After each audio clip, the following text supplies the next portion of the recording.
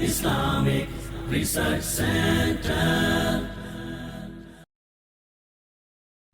اسی طرح اگلا ذکر ہے بسم اللہ الذی لا یضر مع اسمہ شیء فی الارض ولا فی السماء وهو السمیع العلیم. بسم اللہ الذی لا یضر مع اسمہ شیء فی الارض ولا فی السماء وهو السمیع العلیم. بسم اللہ الذی لا یضر مع اسمہ شیء فی الارض ولا فی السماء وهو السمیع العلیم. یہ 3 مرتبہ پڑھنا آپ صلی اللہ علیہ وسلم کی سنت ہے.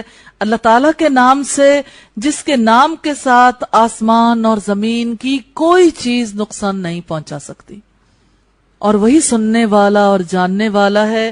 یہ روایت ابو داؤد کی 5088 نمبر روایت ہے، اور اللہ کا وعدہ سچا ہے اور نبی صلی اللہ علیہ وسلم کی بات سچی ہے. اگر اللہ کے نام سے صبح کا آغاز کریں گے نقصان سے بچیں گے، مادی بھی روحانی بھی، اور اگر شام کو پڑھیں گے اللہ تعالیٰ تب بھی بچائے گا، شام کے بعد بھی انشاءاللہ.